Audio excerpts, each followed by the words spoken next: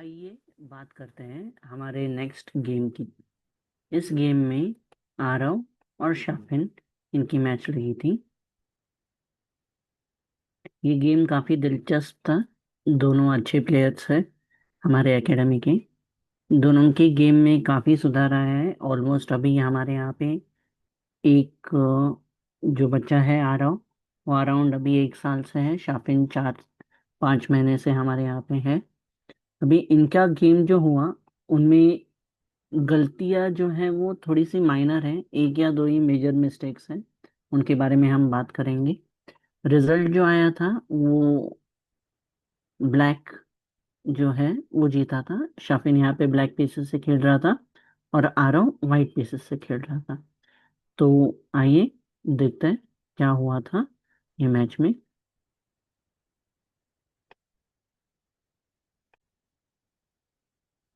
तो इस गेम में आरव वाइट की तरफ से खेल रहा था। तो उन्होंने चाल चली थी E4। शापिन ने E5, NF3, NC6, NC3, NF6। ये होता है अपना 4 नाइट गेम या 4 नाइट ओपनिंग। BC4 आ गया, BB5 आ गया। BB5 का प्लान है ये नाइट को कैप्चर करना। उसके बाद नाइट G5 आया। नाइट G5 पे प्लान एकदम सिंपल सा है। ये बिशप ये पॉन पे अटैक कर रहे हैं, ये नाइट अटैक कर रहा है। नाइट यहाँ पे आके फोर्क लगाएगा। ये प्लान शायद से आरव का था। शाफिन ने D5 खेला। ओके, अभी D5 में देखो, हम जैसे बात करते हैं नंबर ऑफ अटैकर और डिफेंडर की। यहाँ पे डिफेंडर 1, 2, ये 2 डिफेंडर है। अटैकर्स देखे जाए तो 1, 2, 3, ये 3 अटैकर्स हैं।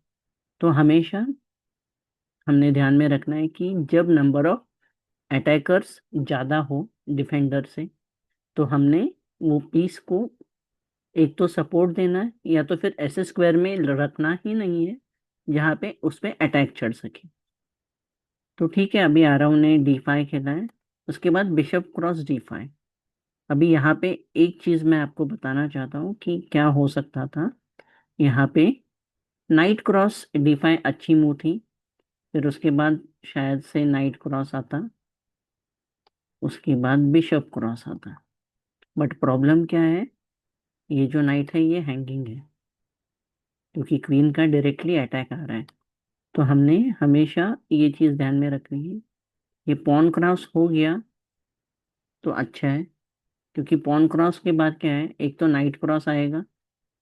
आप यहाँ पे ये जो नाइट है उसको पीछे लेके आओ, या तो फिर आप सीधे सीधे प्राइड लिवर अटैक की तरह खेल सकते हैं। वैसे ये नाइट इसे कैप्चर करेगा, बाद में क्वीन यहाँ पे आएगी। ये नाइट तो वैसे भी जा रहा है, तो वो हिसाब से हम खेल सकते हैं। तो यहाँ पे एक अच्छी मूव थी पॉन क्रॉस। जब बिशप से आप मारते हो तो बिशप बेसिकली एक लॉन्ग रेंज पीस है, ये ध्यान में रखना। बिशप कैसे है कि लॉन्ग रेंज है, वो एंड गेम में आपको काफी मदद करता है। नाइट के मूव्स जो है वो लिमिटेड रहते हैं 8 स्क्वायर पे। एक अच्छी बात नाइट की ये रहती है कि वो जंप कर सकता है। बट जब हम ट्रेडिंग के बारे में सोचते हैं, एक्सचेंजेस के बारे में सोचते हैं, हमेशा ध्यान में रखना कि अगर सॉरी, अगर एक्सचेंज करना ही हो तो बिशप से बिशप को करो। बिशप और नाइट का एक्सचेंज जो है, यानी आप अगर बिशप देके नाइट मिला रहे हो तो कुछ फायदा नहीं है उसमें। सिचुएशन के हिसाब से बदलता है, बट बेसिकली ऐसी सिचुएशंस में आप फ्री में आपके पीसेस ना गवाएं। नाइट से अगर सामने वाला कैप्चर कर रहा है बिशप को तो बाद में दिक्कतें आ सकती है। सो थोड़ा सा ध्यान रखना है ये चीज़ों का। Bishop cross D5, night cross D5, night cross D5। अभी देखो ये जो नाइट है वो हैंगिंग है। Queen cross D5। Queen cross D5 पे बहुत अच्छी मूव थी आपको। आप ये खेल सकते थे, ये फोर्क लग जाता, नाइट C7 आके फोर्क लग जाता। ज्यादा से ज्यादा क्या होने वाला था, ये पॉन जा रहा है, ये पॉन जाएगा तो आप ये रुक को यहाँ पे लेके आ सकते हो। बिशप यहाँ पे सपोर्ट के लिए आया तो आप क्वीन को लेके आ सकते हो, उतना कोई इशू नहीं है हमें, है ना। तो आप फोर्क लगा सकते थे, आपने लगाया नहीं। वाइट ने करी कैसल, ब्लैक ने भी कैसल करी। D3 आया, queen G6। Queen G6 basically क्यों था, क्योंकि D3 से ये डिस्कवर्ड चेक अटैक आ रहा था, तो शाफे ने देख लिया और क्वीन को G6 में लेके गए। नाइट क्रॉस C7, काफी देर से आई ये मूव, बेसिकली उसी टाइम पे फोर्क लगना चाहिए था। रुक B8, bishop D2, sorry, bishop cross D2, queen cross D2, F5। F5 का प्लान क्या है, ये फाइल को ओपन करना। रुक F E1, F cross E4, रुक cross E4, bishop H3, bishop H3 क्यों, ये चेकमेट की थ्रेट लगा रहा है।